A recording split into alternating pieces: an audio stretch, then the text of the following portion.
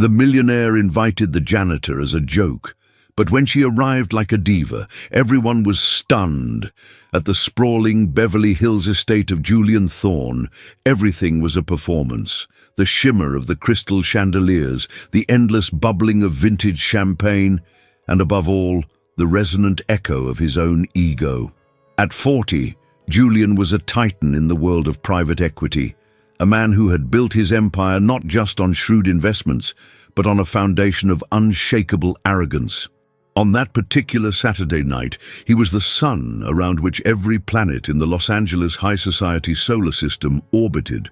Loud laughter, talk of multi-million-dollar deals, and hollow compliments filled the air. Amidst it all, Maria Flores, the cleaning lady, moved like a ghost. At 42, she was a master of the art of invisibility, her eyes always downcast, her presence as subtle as the dust she swept away from the guests' line of sight. It was in a moment of profound boredom, between a sip of aged scotch and a self-congratulatory joke, that the idea struck Julian. His eyes, always scanning for a new source of amusement, landed on Maria as she discreetly passed near the grand ballroom. A spark of casual cruelty lit up his gaze. He raised his voice, a theatrical tone that silenced the conversations around him. Friends, what do you think?" he began, a mocking smile playing on his lips. "To make this party truly inclusive, shouldn't we invite our dear Maria to join us?" The comment was met exactly as he'd intended, with a wave of stifled laughter and condescending smirks. It was a joke, a public act of humiliation to entertain his superficial friends. One of them, a fellow investor named Derek, played along shouting, "Absolutely, Julian. Send her an invitation. I'd love to see what she wears to a black tie event." The humiliation was sealed. The audience of the rich and powerful had applauded the joke. The next day, a heavy linen envelope embossed with the Golden Thorn family crest was coldly handed to Maria by one of the security guards. It wasn't a gesture of kindness. It was a challenge, a social trap. Julian and his friends were certain she would never have the audacity to show up. The envelope rested on the small kitchen table in Maria's modest apartment, a luxurious object that seemed out of place in a world of simplicity and overdue bills. She stared at it with a calm that betrayed the storm of emotions churning inside her. Across the table, her son, Leo, who was 8, sat focused on his cochlear implant, adjusting it with the practiced patience of someone who has understood the complexities of silence from a young age. A bout of meningitis in his infancy had taken most of his hearing, but in return it had given him a keen perception of the world around him, an ability to read emotions in the slightest gestures. He looked up and saw his mother's contained expression. Without a word, he got up from his chair, walked over to her, and took her hand. The touch was both a question and a statement. "Are you okay? I'm here." That simple gesture, filled with a pure and unconditional love, was the answer Maria needed. She wouldn't go to that party for revenge, nor to feed her own wounded pride. She would go for Leo. She would go to show him and to remind herself that no one, absolutely no one, has the power to define who you are or what you are worth. She would go for the woman she had become, a silent fortress built upon the ruins of a painful past. In the days that followed, Maria continued her routine at the estate with impeccable discipline. She cleaned the same hallways, polished the same marble floors, remaining as invisible as ever. But inside, a quiet revolution was underway. At night, in her small apartment after Leo was asleep, she would open an old wooden box she kept hidden in the back of her closet. Inside were the few relics of her former life, faded photographs from a piano recital at Juilliard, a pair of simple pearl earrings that had belonged to her mother, and an emerald green silk dress folded with an almost sacred care. It had been a gift from her late husband, David, who had always encouraged her to follow her passion for music. The car accident that had taken him had also taken her dreams.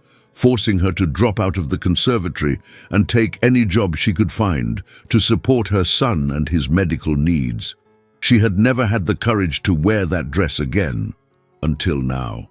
On the day of the party, she took Leo for a haircut in their neighborhood and then visited a seamstress friend, an elderly woman with nimble fingers and wise eyes, who made small adjustments to the dress. "You're going to shut them all up, my dear," the old woman said with a knowing look. Maria just smiled. "I just want them to see me, Eleanor, that's all." That evening she got ready with a ritualistic care. The dress fell over her body as if it were made for this very moment. The makeup was subtle, the pearl earrings adding a touch of light. As she looked at herself in the mirror, she didn't see the cleaning lady the world insisted on seeing. She saw the pianist, the widow, the mother. She saw Maria Flores whole and unbreakable. She called a taxi, a rare luxury she allowed herself, and set off for the mansion, not as an employee on her way to work, but as a guest who was about to change the script of the night. The grand clock in the main hall of the estate chimed 9 times as the imposing front doors swung open once more. The party was at its zenith, a swirling ocean of shallow conversations and calculated laughter. Crystal flutes of champagne clinked in a perpetual toast to success and wealth. The air was thick, a mixture of expensive perfumes and the palpable pretense emanating from every guest. It was a theater of appearances where everyone played their part to perfection. And then she entered. Maria Flores's steps on the Persian rug were firm, yet incredibly light. The emerald green dress, made of a fabric that seemed to capture and hold the light, flowed around her, a vibrant and authentic splash of color amidst the predictable palette of black, white and gold that dominated the room. It wasn't an extravagant dress. It had no plunging neckline or excessive sequins. It was simply elegant, and for that very reason, her presence was profoundly shocking. The hall did not fall silent all at once. The change was subtle, like the turning of the tide. The first to notice her were the catering staff, who knew her from her daily routine, from the quiet nods exchanged in the service hallways. They stopped what they were doing, frozen for a moment, trading looks of pure disbelief. One of the waiters, a young man named Carlos, instinctively straightened his posture, adjusting his bow tie as if he were in the presence of unexpected authority, of someone who commanded a respect he wasn't used to giving in that hall. Then the wave of recognition spread. A group of socialites, laughing loudly in a corner, turned their heads in unison. Their mocking smiles froze on their faces, morphing into masks of astonishment and ill-disguised contempt. Maria passed by them with a regal serenity, her head held high, as if the venom of their stares was incapable of touching her. Julian Thorne, leaning against the mahogany bar, the gravitational center of the party, stopped speaking mid-sentence. The glass of scotch in his hand suddenly felt as if it weighed a ton. His friends, noticing his abrupt change, followed his gaze, and the chatter around them died instantly. It wasn't just Maria's beauty, which was undeniable, that silenced them. It was her presence, her unshakable dignity. It was the aura of a woman who knew exactly who she was, why she was there, and who needed no one's approval to validate her existence. The first to confront her, the first to try and reclaim control of the narrative, was Veronica Croft, Julian's fiancée, a woman whose beauty was as sculpted and cold as her personality. With a smile that didn't reach her icy eyes, she glided across the room and approached Maria. "Maria, darling," she said, her voice dripping with false sweetness. "What a bold surprise. I must admit, I almost didn't recognize you." "I imagine not," Maria replied, her voice calm but firm, without a hint of irony or submission. The simple, direct response completely disarmed Veronica. She stammered something unintelligible about initiative and retreated quickly, as if she had touched a flame. Across the room, Mark, Julian's best friend, and one of the few who had seemed genuinely uncomfortable with the joke of the invitation, watched everything with an unreadable expression. He was a quieter, more observant man, and he saw beyond the surface. As Maria passed him, Their eyes met for a brief instant. He gave a slight, almost imperceptible nod of his head, a minimal gesture of respect. It was a silent acknowledgement that did not go unnoticed by her. The ambient music, a soft jazz trio playing live, continued, but the energy of the party had irrevocably shifted. The laughter was more subdued, the conversations quieter, the glances more furtive. Maria's silent arrival had made more of an impact than any grandiloquent speech. Julian, who until then had been reveling in his role as host, the king in his castle, was now leaning against the bar in silence, a spectator at his own party. He watched the woman he had invited for pure mockery move through the room with a grace he didn't know she possessed. His face was impassive, a mask of indifference he had perfected over the years, but his eyes couldn't hide the storm of confusion, irritation, and a growing unease that was churning within him. This was the same woman who cleaned the floors he walked on, the same one who shrank to avoid getting in his way. But here, in that dress, with that bearing, she was a stranger, an imposing figure he was not prepared to face. One of the guests, an older industrialist, sidled up to him and whispered, "Julian, who is that woman, a new European investor?" He didn't answer. How could he? At that moment, he no longer knew himself. Maria walked slowly through the hall, not as an intruder, but as someone rediscovering a familiar place in a new light. She wasn't seeking confrontation. She wasn't looking with defiance. She simply was, whole and complete. At one point, she stopped near a dessert table where a young couple was taking a selfie. The young man, turning, bumped into her and recognized her instantly. "Hey, you work here, right?" Maria smiled, a genuine, tranquil smile that lit up her face. "I work in many places. Mostly, I work on myself." And she walked away with the same calm, leaving the couple in a perplexed silence, staring at their own image on their phone, as if seeing it for the first time. Maria's return to the center of the ballroom was a discreet act, but the atmosphere of the party was now permanently altered. She didn't need a spotlight or an announcement.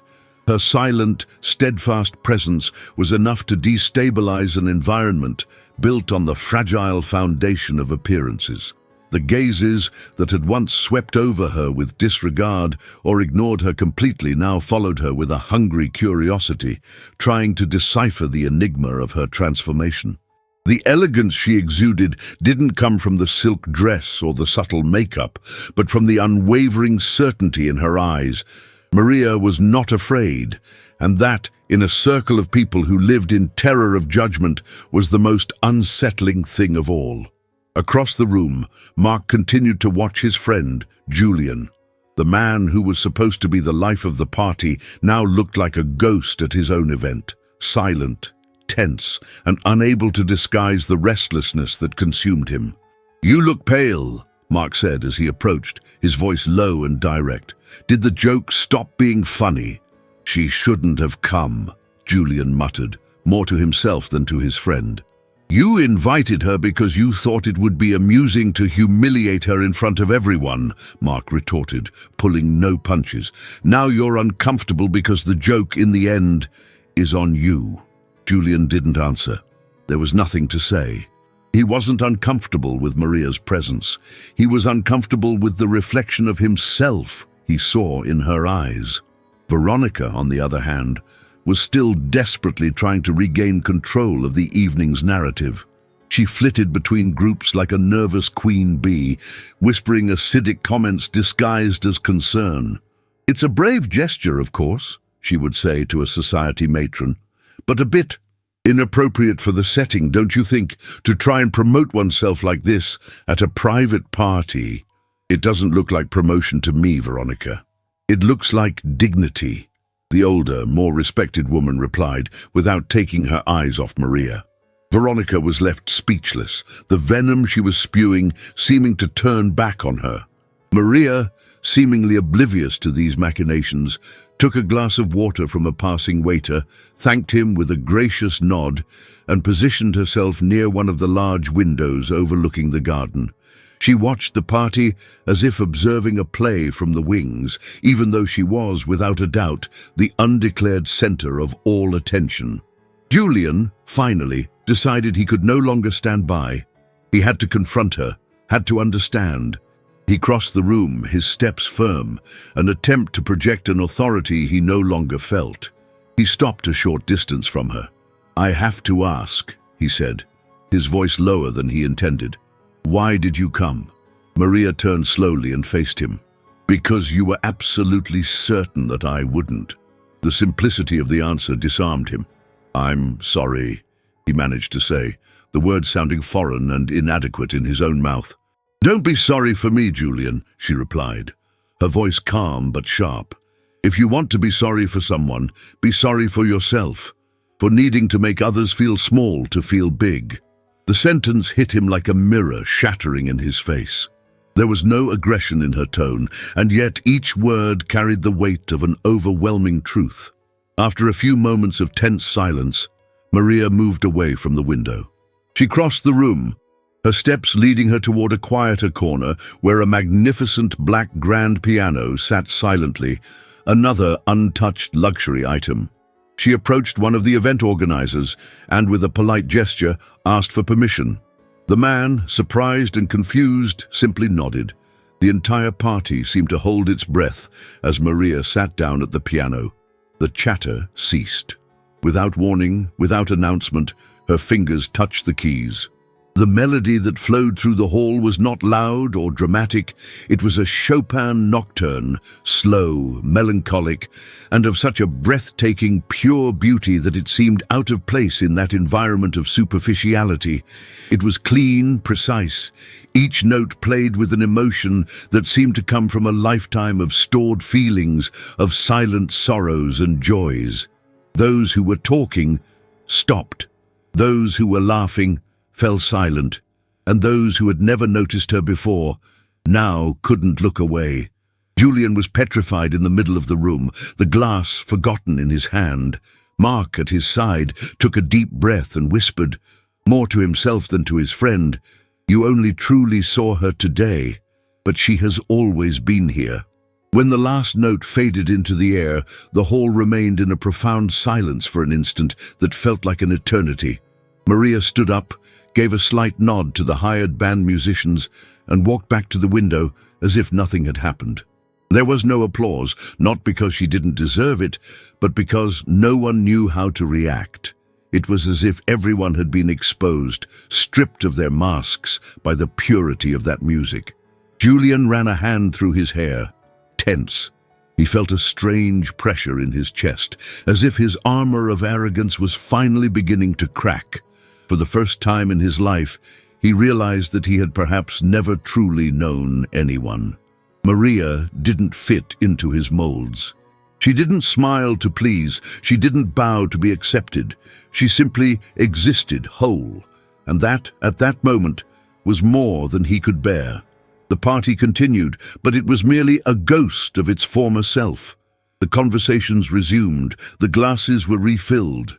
But something fundamental had shattered, the illusion of superiority that held that universe together.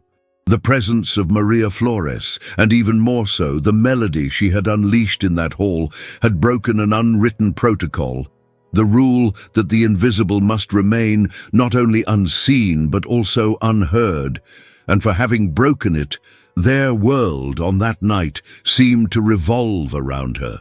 Later, in the outdoor garden, under the discreet light of the fixtures that dotted the manicured landscape, Maria sat alone on a stone bench, finally allowing herself to breathe in the cool night air.